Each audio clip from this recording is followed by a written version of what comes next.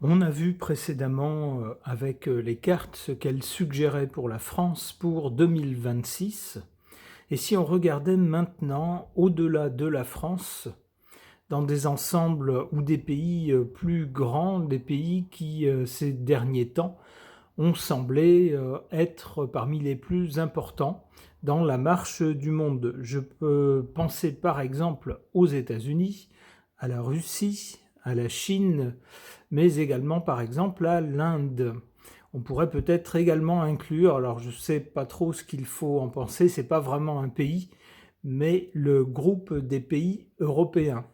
Alors, on peut se lancer tout de suite avec ce dernier groupe, le club des 12 étoiles, qui est sans doute le plus proche de nous. Alors, qu'est-ce que les cartes peuvent nous en dire? J'interroge le tarot de Marseille.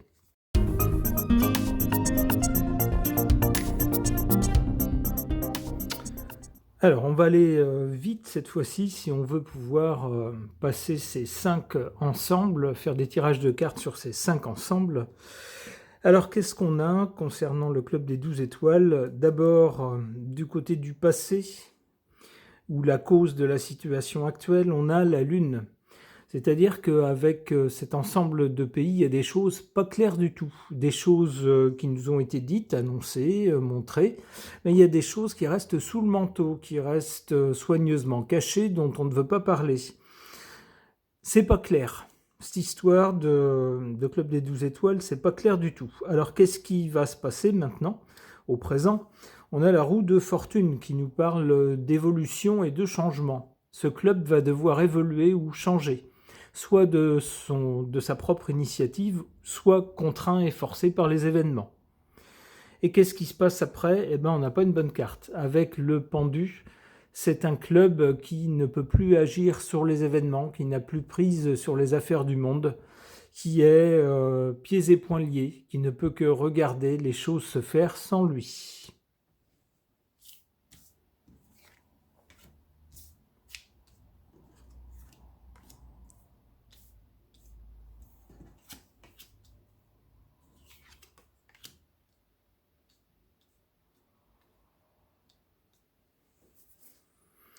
En défaveur du club des 12 étoiles, le jugement. C'est clair, plus ça va, moins les gens adhèrent à ce club, plus ils trouvent que ce club a plus d'inconvénients que d'avantages, et plus ça va, plus le jugement est sévère. Alors, est-ce qu'un club de cette nature, qui prétend être démocratique, peut continuer à exister, en tout cas sous cette forme, lorsque de plus en plus de gens, une majorité, alors je ne sais pas s'il y a une majorité, mais en tout cas de plus en plus de gens en sont mécontents, voire souhaiteraient qu'ils disparaissent ou que leur pays en sorte.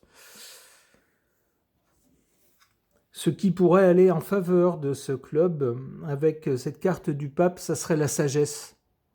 Ce club manque de sagesse, d'authenticité, de vraies valeurs morales. C'est ce que nous dit cette carte du pape. C'est ce qui pourrait le sauver. Si ce club mettait en avant des choses authentiquement sages, de vraies valeurs morales. C'est ce qui pourrait le sortir de l'ornière. Ok. Après le club des 12 étoiles, intéressons-nous au pays de l'oncle Sam, les États-Unis, pour 2026.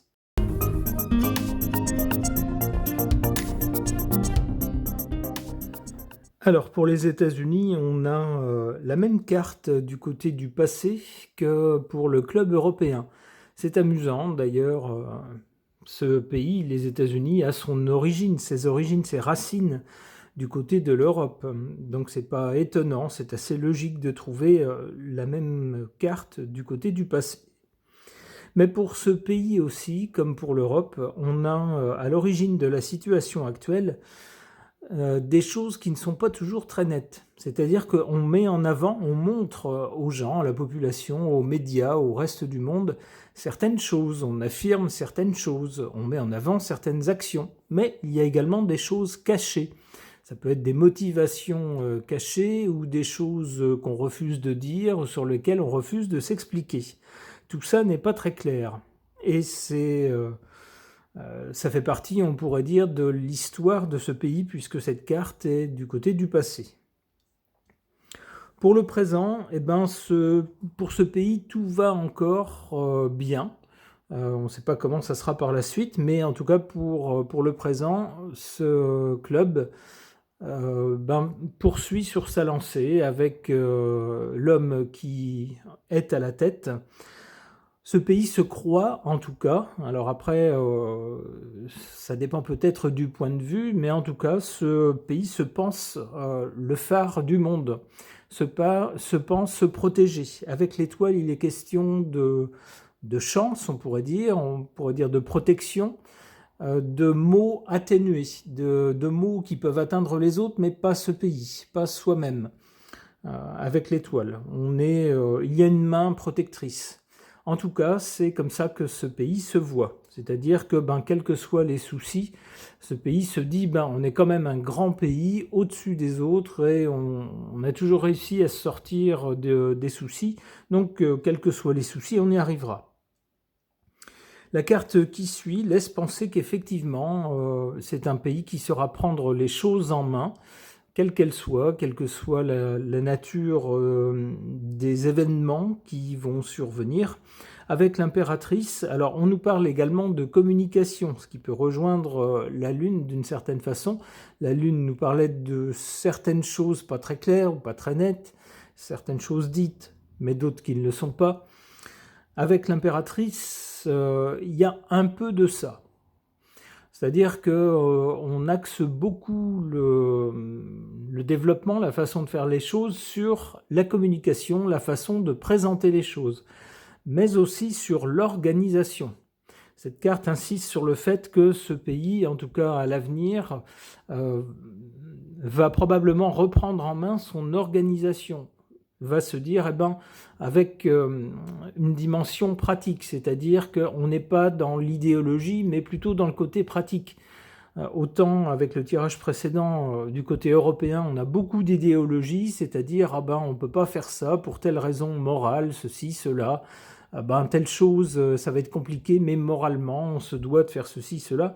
Du côté de l'oncle Sam, non. Avec l'impératrice, on est dans le pratique. On peut faire, on fait, on ne peut pas faire, on ne fait pas. Et puis on organise les choses, il faut que les choses soient organisées, administrées, bien huilées, et puis marchent de façon assez définie, avec l'impératrice.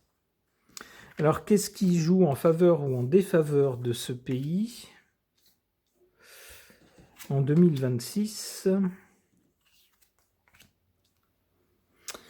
En défaveur de ce pays, comme pour l'Europe, on a un jugement assez dur, un jugement défavorable, puisque la carte ici est en position défavorable. Un jugement défavorable, alors ça peut être de la part des citoyens de ce pays vis-à-vis de son propre gouvernement ou des gens qui sont au poste de pouvoir, mais également depuis l'extérieur. Il y a un jugement assez dur des pays, ou en tout cas défavorable, des pays extérieurs, des autres pays vis-à-vis des États-Unis. En carte favorable pour ce pays, alors c'est vu de ce pays bien sûr, l'empereur, c'est-à-dire le chef d'État actuel. Alors il plaît ou il ne plaît pas, il a des méthodes assez spéciales, on pourrait dire une façon d'envisager la communication assez personnelle. Tout ce qui est diplomatie, il n'a pas l'air de trop connaître. En revanche, c'est quelqu'un qui vient du monde des affaires, donc qui fait du donnant-donnant, qui voit l'intérêt qu'il peut tirer des situations ou des autres pays. Alors ça ne plaît pas toujours, y compris à l'intérieur de son propre pays, mais on ne peut pas nier, en tout cas c'est ce que nous dit cette carte dans cette position, que c'est quelqu'un qui pense œuvrer pour son pays. En fait, il considère le pays comme une entreprise et il faut qu'elle fonctionne. Il veut que cette entreprise fonctionne. Il veut pouvoir être fier de ce qu'il fait pour son pays et des résultats qu'il obtient. Ok. Après l'Europe et les États-Unis, le pays qui est pointé du doigt par ces deux entités, on pourrait dire, intéressons-nous maintenant à la Russie.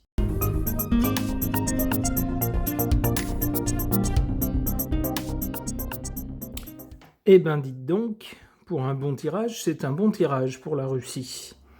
Qu'est-ce qu'on a? Du côté du passé, pour la Russie, on a cette carte du pendu, c'est-à-dire que pendant longtemps, la Russie a cherché à être un grand pays. Alors c'est déjà géographiquement un grand pays, mais a cherché à exister en tant que pays au premier plan, mais était frustré, n'y parvenait pas pour tout un tas de raisons. D'abord un régime un peu spécial, le régime communiste, qui était considéré un peu comme paria. Ce régime qui finalement s'est enferré un peu dans ses illusions jusqu'à chuter et puis être pris un peu de haut par le reste du monde, en particulier par l'Occident. Avant cette période, il y a eu la période des tsars, c'est pareil, où les tsars ont tout essayé pour essayer de se rapprocher de l'Europe, se considérer comme l'Est de l'Europe, mais l'Europe quand même. Bon, les Européens n'ont pas toujours été très sympathiques, ont parfois été un petit peu ingrats.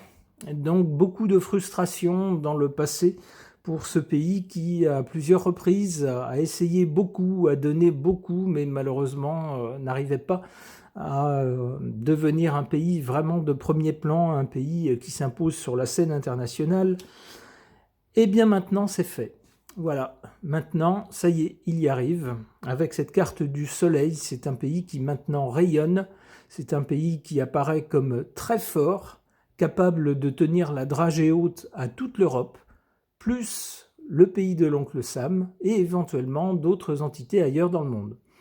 C'est un pays qui maintenant ne fait plus comme autrefois les yeux doux à l'Europe en disant s'il vous plaît, laissez-moi faire partie du club. Non, non, maintenant il se sent aussi fort, voire plus fort que l'Europe et n'a plus besoin d'aller mendier des choses auprès de l'Europe. Vous ne voulez pas de mon pétrole, ben c'est pas grave, de toute façon j'ai plein de clients ailleurs dans le monde, donc vous allez vous débrouiller sans mon pétrole et sans mon gaz, bonne chance.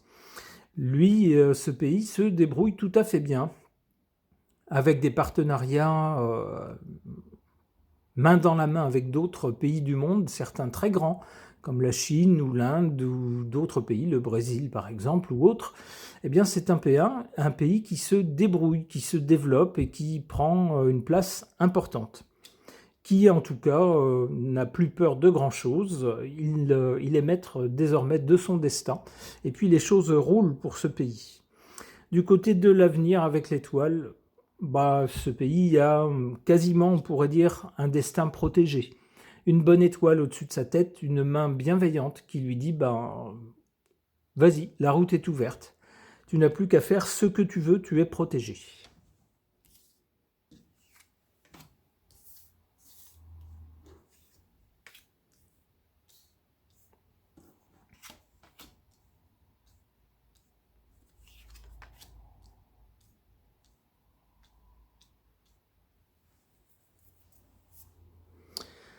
En défaveur de ce pays, la Russie, cette carte de la justice qui pourrait montrer des institutions, par exemple, la justice c'est une institution, donc par extension on pourrait y voir les institutions. Je pense en particulier aux institutions internationales, des organismes internationaux qui ont dans leur grande majorité, été fondés par les Occidentaux. Alors qui évidemment soit exclut, soit pointe du doigt la Russie. Donc la Russie ne peut guère compter sur ces institutions pour être mise en avant et pour faire valoir ses intérêts. Eh bien, qu'à cela ne tienne, la Russie, avec d'autres pays, les BRICS, c'est comme ça qu'on les appelle, BRICS, est en train de petit à petit bâtir ses propres institutions. En tout cas, cet ensemble de pays. Alors pour l'instant, ce n'est pas des institutions qui se sont imposées face aux institutions occidentales, mais elles sont sur le bon chemin. En carte favorable pour ce pays, on a cette carte du pape. un peu comme pour l'Europe. C'est un pays qui prétend, comme l'Europe, avoir des valeurs, certaines valeurs morales, certaines valeurs dans la façon de faire les choses. Alors contrairement à l'Europe, c'est un pays qui, par exemple, ne viole pas ses engagements internationaux. On a vu, nous, un ancien président avouer franchement que certains accords concernant le pays qui est en conflit à l'est de l'Europe, certains accords avaient été faits pour gagner du temps tout simplement, mais que l'Europe n'avait aucune intention de les respecter. Eh bien, pour la Russie, c'est pas ça. La Russie prétend avoir des valeurs, certaines valeurs, alors on est d'accord avec ou pas, on les reconnaît ou pas, on se dit, nous, on a les mêmes ou pas, mais pour ce pays, il y a un point d'honneur à respecter certaines valeurs dans la façon de faire les choses. On nous dit que c'est quelque chose de positif pour ce pays. Ça l'aide à être reconnu et respecté par d'autres pays qui se trouvent ailleurs dans le monde, qui se disent « Ah oui, ça c'est un pays qui fait ce qu'il a dit qu'il ferait ». Et lorsqu'il dit « Je ne ferai pas ça », eh bien il ne le fait pas. Voilà, il respecte ce qu'il dit. C'est un pays qui pourrait incarner d'une certaine façon une certaine sagesse. Alors, comme l'Europe prétend le faire. Après, ce sont les acteurs extérieurs qui déterminent qui de l'un ou de l'autre est le plus fidèle aux valeurs affichées.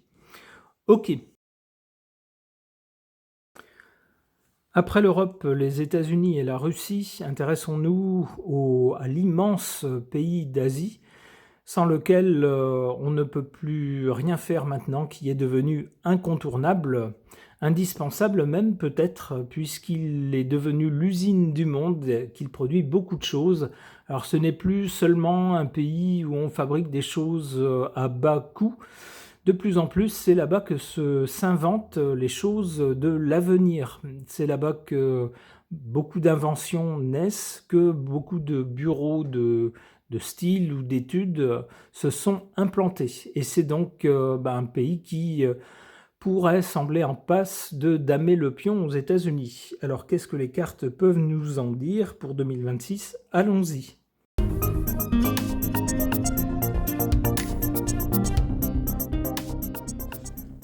Alors, les cartes nous disent que dans un passé récent, on peut penser aux dernières décennies, aux dernières années, ce pays s'est renouvelé, a su se réinventer, a tenté des tas de choses nouvelles, surprenantes parfois, qui étaient parfois un peu risquées, et pour lesquelles ce pays n'avait aucun recul. C'était juste des tentatives. En tout cas pour ne pas rester dans son état de jadis, un état de pauvreté extrême. Ce pays a su trouver l'énergie et l'inventivité pour se sortir de l'ornière, avec succès. Mais pour l'heure, avec cette carte de la Maison Dieu, il se pourrait bien qu'un événement inattendu vienne déstabiliser ce pays. Un événement assez brutal, assez violent, qui pourrait peut-être même faire chuter certaines têtes dans ce pays, ou peut-être faire rétrograder ce pays d'une place dans le classement mondial, par exemple. En tout cas, quelque chose qui ferait vaciller sa position quasi dominante. Alors la carte ne dit pas de quoi il peut s'agir, elle met juste en garde contre quelque chose d'inattendu et de possiblement malheureux.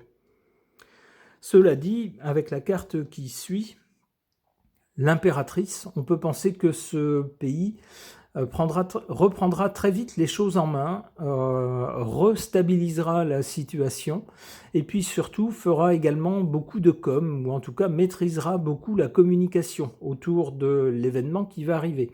Alors ça peut être une chute économique par exemple, imprévue, ça peut être, je ne sais pas, une attaque sur sa monnaie, ça peut être une catastrophe naturelle, je ne sais pas ce qui va se passer. La carte ne le précise pas. En tout cas, la carte qui suit n'est pas une mauvaise carte. On peut penser que le pays saura très vite reprendre les choses en main et maîtriser la situation. Et surtout s'organiser avec une communication qui sera à l'avenant.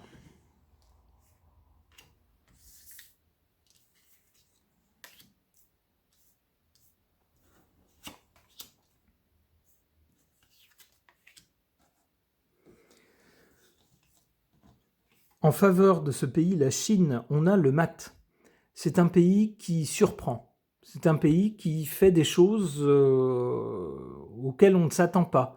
C'est-à-dire que parfois on se dit, ah bah sur tel terrain, ça c'est sûr que nous, si on était dans la même situation, on ferait ça ou on ferait ça. Dans tous les cas qu'il y a eu dans le passé pour tel pays, lorsque telle situation s'est présentée, forcément on a réagi de telle façon.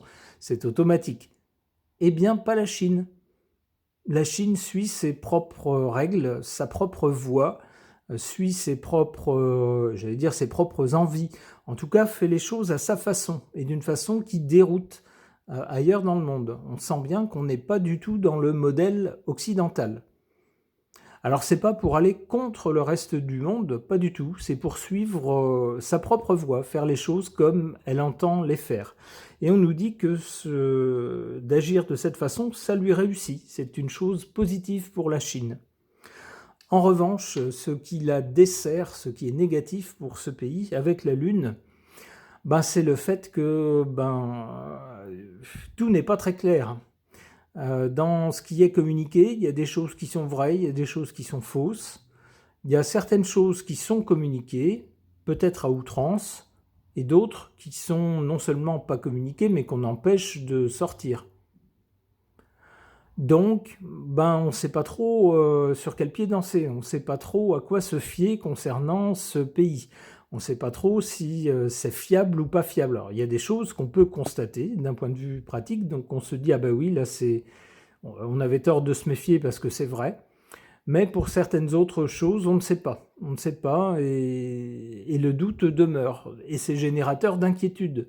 C'est-à-dire que les pays tout autour se disent, oula, c'est un pays qui marche, oui, mais attention, il faut s'en méfier quand même. C'est-à-dire qu'il y a des choses qui sont dites, il y en a d'autres, il faut se méfier de ce qui est dit. Et puis surtout peut-être s'intéresser à ce qui n'est pas dit.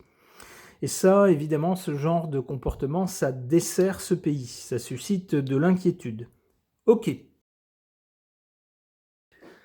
Cinquième et dernier pays ou entité, puisqu'on a parlé du club des pays européens qui ne sont pas un pays, mais un club, une entité.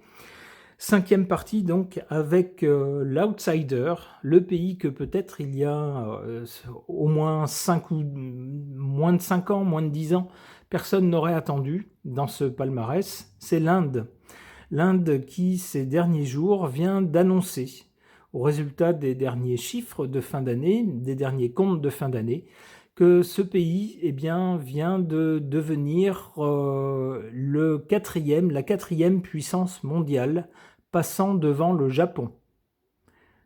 Le Japon qui était jadis deuxième puissance mondiale et qui depuis a connu des difficultés et une perte de population et donc petit à petit rétrograde dans le classement. Mais de la part de l'Inde, pays qui jadis était extrêmement pauvre et qui, dans beaucoup d'endroits encore le reste, demeure très très pauvre, a réussi une sacrée performance et une sacrée remontée. Alors, on a vu également des choses extraordinaires pour ce pays jadis donc très pauvre, ce pays qui commence à envoyer des satellites dans l'espace avec succès, par exemple. Ce pays qui forme beaucoup d'ingénieurs, entre autres, et de chercheurs. Alors, qu'est-ce que les cartes peuvent nous dire pour l'Inde pour 2026 ? Interrogeons-les, c'est parti.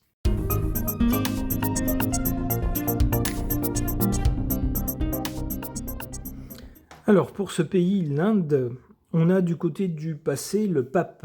Alors, beaucoup de religion ou de façon de vivre, de mode de vie sont liés à l'Inde, des choses traditionnelles.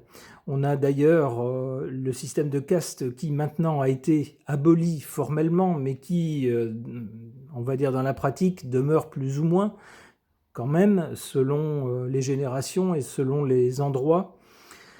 On a un pays aussi très particulier, l'Inde. Beaucoup d'autres pays ou d'empires ont cherché à coloniser ce pays, à attaquer et à s'approprier ce pays. Alors le dernier en date, ça a été le Royaume-Uni qui se l'est approprié, on pourrait dire, mais tous les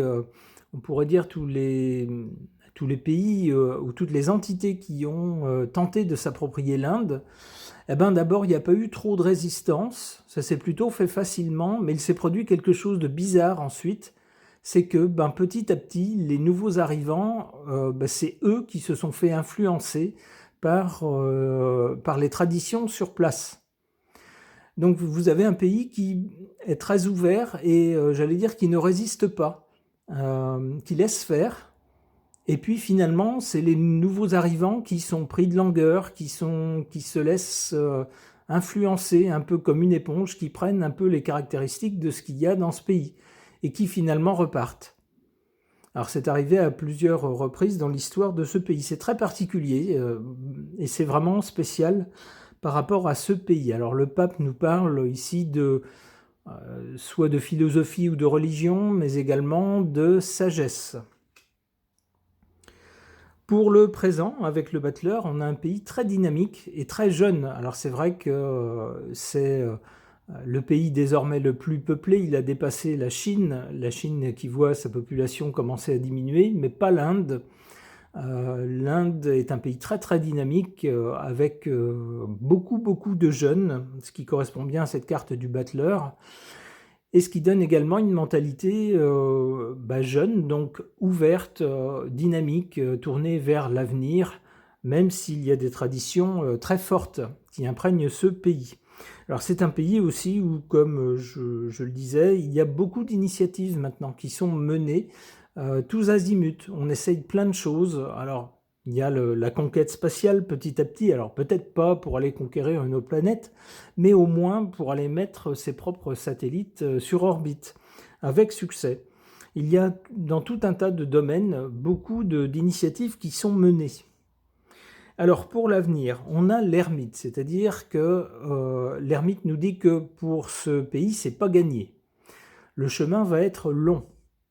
Il ne faut pas voir les choses sur le court terme, mais sur le long terme. Alors, l'ermite semble répondre, on a un vieux monsieur ici, il semble répondre au pape ici qui nous parle de sagesse, de tradition, de faire les choses, non pas d'avoir la bougeotte et de faire les choses comme si on voulait un résultat demain matin, mais d'envisager les choses sur le long terme.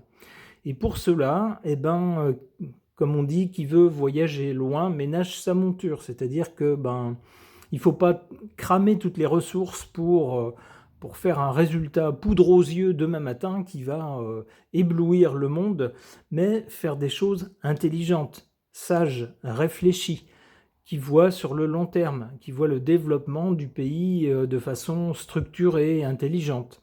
C'est ce que dit l'ermite. L'ermite voit à long terme. Mais cela dit, avec l'ermite, pour aller loin, ça exige des efforts constants, et puis peut-être de faire une croix sur tout ce qui est un peu bling-bling, pour se concentrer sur des choses qui peut-être se voient moins, sont moins spectaculaires, mais qui permettent un développement intelligent à long terme.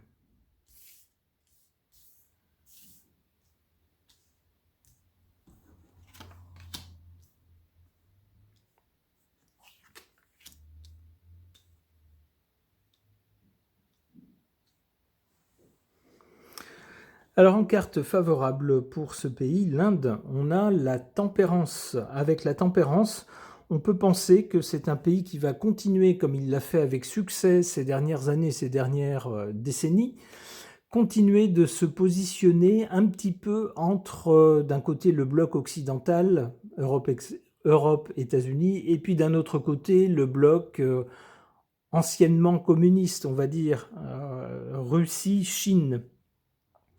Ce pays n'a jamais voulu trancher entre les deux, a toujours voulu avoir un pied de chaque côté, dire je ne prends pas parti.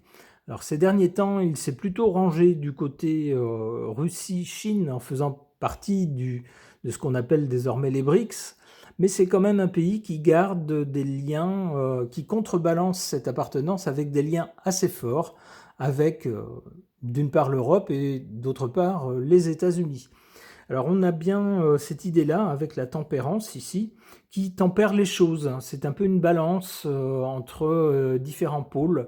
On ne veut pas mettre tous ses œufs dans le même panier, on fait attention à ne pas trop s'engager d'un côté ou de l'autre, mais à essayer de représenter une moyenne, un point milieu, un point d'équilibre. On nous dit avec cette carte dans cette position que c'est une attitude, une option qui réussit à ce pays.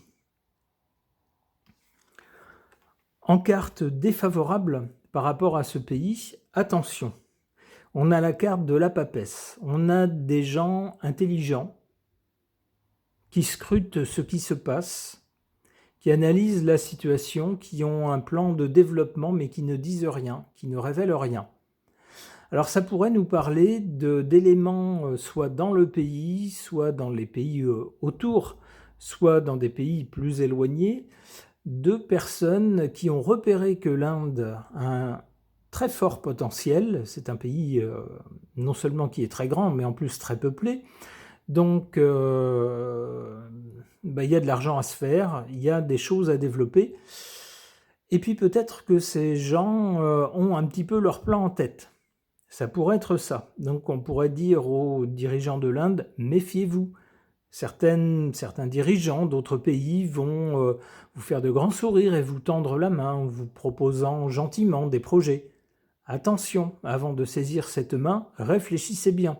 Quel est leur intérêt ? Est-ce que ça risque pas de vous mettre dans une position délicate ? Est-ce que vous ne risquez pas de perdre votre souveraineté, par exemple ? Ou est-ce que vous ne risquez pas de vous retrouver dans un conflit, par exemple ? C'est-à-dire, méfiez-vous. Eh bien, si c'est le conseil qu'on peut donner à l'Inde, bon, on peut voir en tout cas que ces dernières années, c'est un pays, comme je le disais, qu'on n'attendait pas du tout, qu'on ne voyait pas réussir aussi vite, monter comme il l'a fait aussi rapidement. Donc on peut penser que les gens sont suffisamment intelligents dans ce pays, les gens qui gouvernent ce pays, pour ne pas avoir de leçons à recevoir d'un Occident qui désormais est un peu en déclin. Alors on souhaite bonne chance à toutes ces parties du monde, tout le monde, il n'y a pas de raison d'en vouloir aux uns plus qu'aux autres, un peu partout dans le monde.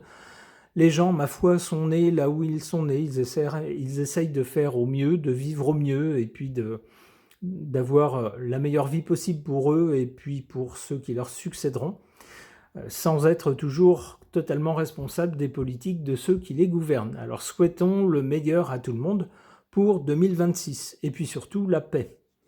Ce tirage est maintenant terminé, merci de l'avoir suivi.